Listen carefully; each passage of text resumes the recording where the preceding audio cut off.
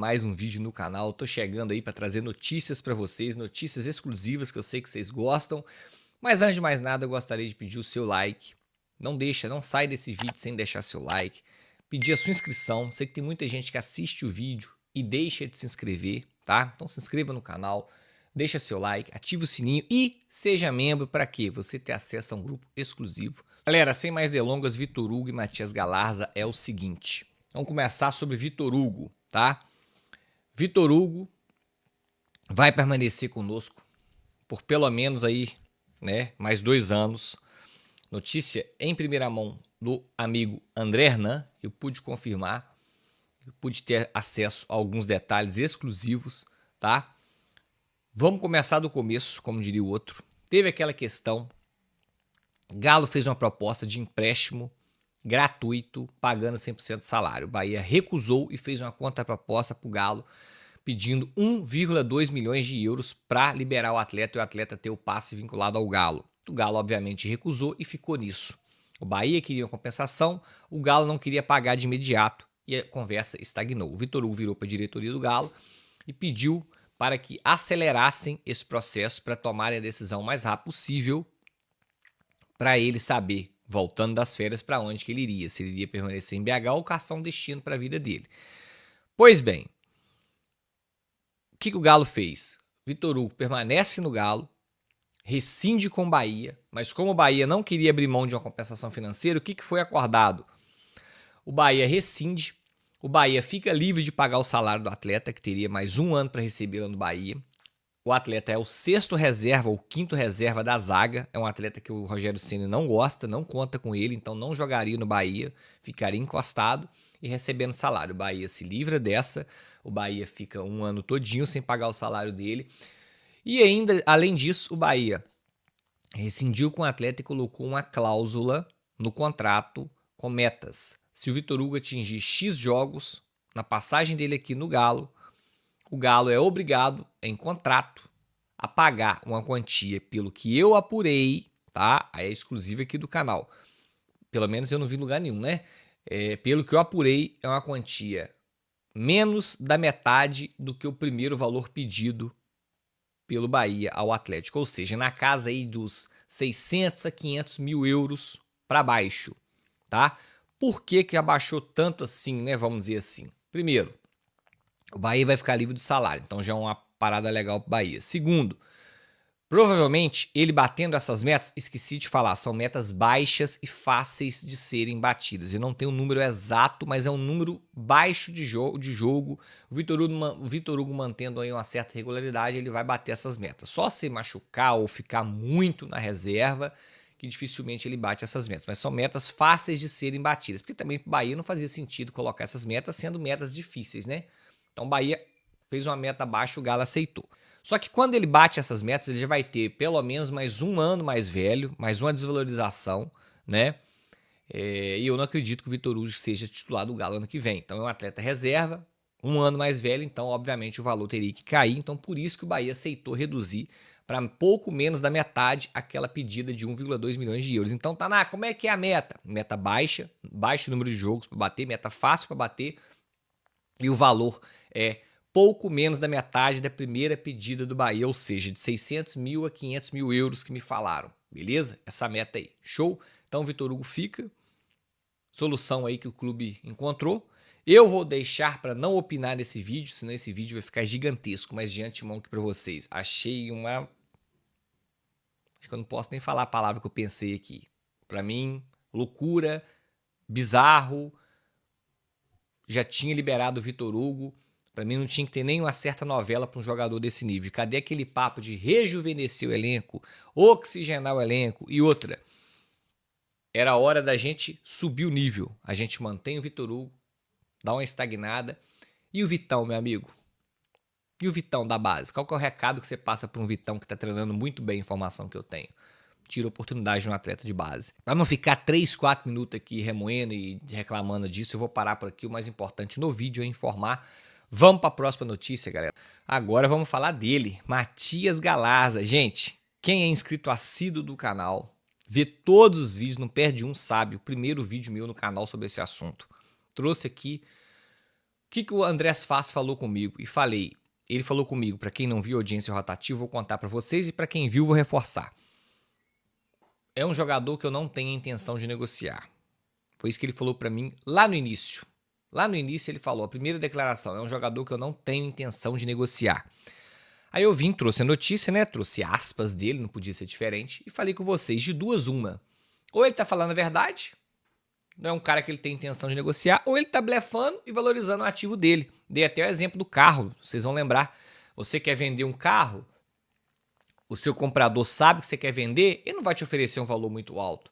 Agora, você tem um carinho, um apreço pelo carro absurdo, jamais quer vender, o camarada sabe disso, ele não vai chegar te oferecendo qualquer merreca, ele vai tentar jogar pra cima para tentar te convencer na forma da grana. Então, cara, de duas uma, ou o cara tava falando a verdade comigo, ou ele tava blefando e valorizando o ativo. E a princípio, não vou cravar, porque futebol a gente sabe que hoje é estagnado, é encerrado, amanhã é retomado. Ele tá falando a verdade comigo desde o início, tá?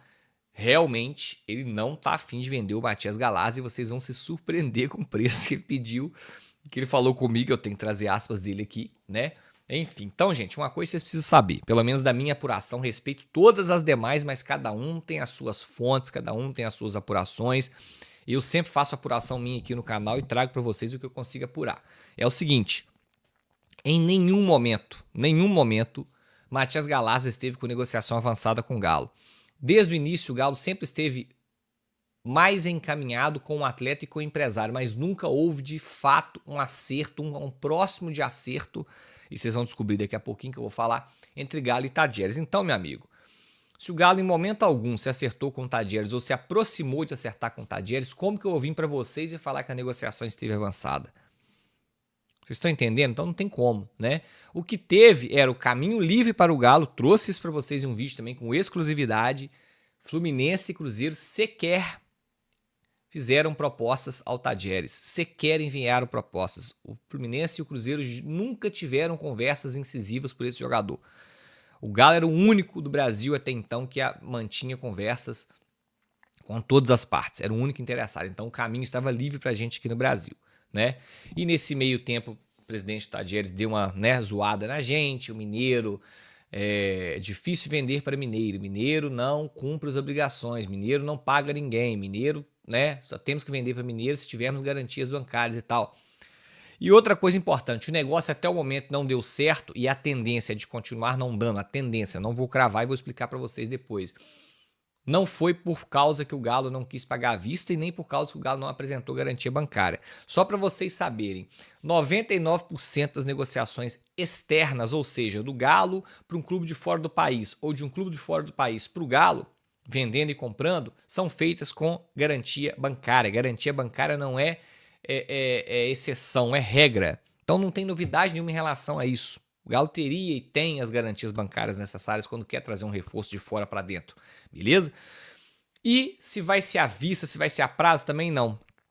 Até porque você pode pagar a prazo apresentando as garantias bancárias. E ele falou comigo, eu perguntei isso para ele, Andrés Faz, você só vende se for à vista? Não, vendemos tranquilamente a prazo desde que nos apresente as garantias bancárias. E é óbvio, gente, isso aí, pô, dá para contar no dedo as negociações de futebol hoje que são feitas à vista. 90% é parcelado, então também não tem nada a ver com isso. Vamos lá, galera, conversei com ele ontem. Olá, André, boa tarde, aí eu falando com ele. Você poderia me informar a situação atualizada sobre o Matias Galarza? Isso foi ontem, às 4h30 da tarde, exatamente. Ele me respondeu às 6h10, 18h10 que ele respondeu. Eu perguntei, né? Você poderia me informar a situação atualizada sobre o Matias Galarza? E ainda embaixo eu linkei e perguntei já embaixo. E com o Atlético Mineiro, há alguma negociação por esse atleta? Graças. Aí ele foi me responder às 6h10. Queremos que Galarza fique em Tadieres. Queremos que Galarza fique em Tadieres.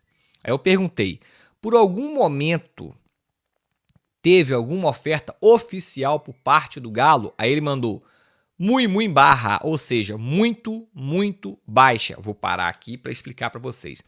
O Galo fez uma proposta oficial ao Tadieres pelo Galarza inferior a 5 milhões de dólares, tá? O Galo fez uma proposta para o Galarza inferior aos 5 milhões de dólares. Foi isso que eu peguei de uma outra fonte, de uma outra parte da negociação. Perguntei, fizeram a proposta? Fizeram. E qual que é o valor? Eu só não posso te falar o valor exato, porque tem as cláusulas do contrato, mas eu posso te garantir que foi inferior a 5 milhões de dólares, tá? Não passou disso. Foi só uma proposta que o Galo fez. Voltando aqui na conversa com o Andrés Fassi. Eu perguntei, o Galo em algum momento fez uma oferta oficial, aí ele falou muito baixa. Aí eu falei, entendo que não se deve falar de valores exatos. Mas, peraí, gente. Aí eu perguntei, por quanto você aceitaria negociar o Matias Galarza e tirá-lo vender ele do Tajeres? Aí ele me falou, se 14 milhões netos. Aí eu falei, dólares? Ele, euros. Ou seja, ele falou, sim, 14 milhões de euros.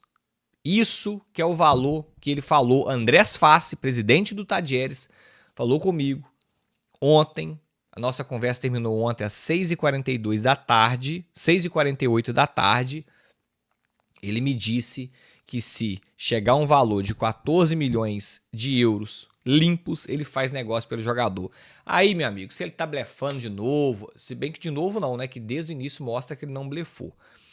Mas se ele tá valorizando ativo, se ele tá jogando pro alto, ele é um cara que gosta muito de aparecer em mídia, ele é um petralha da Argentina, tá, gente? É um petralha lá da Argentina.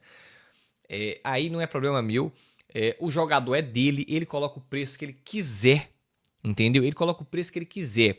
E esse ano Portilha quis vir pro Galo, Portilha, eu tô falando Portilha agora, quis vir pro Galo, o Galo não conseguiu trazer o Portilha faltou treino, Portilha fez postagem polêmica no Instagram, Portilha comunicou a várias pessoas próximas que queria negociar e vir pro Galo, Portilha comentou com o próprio Andrés Fassi que queria sair e vir pro Galo, o Andrés Fassi bateu o pé e não vendeu o atleta ficou lá até o final desse ano e agora está com negociação avançada com o Atlético Paranaense, meus amigos.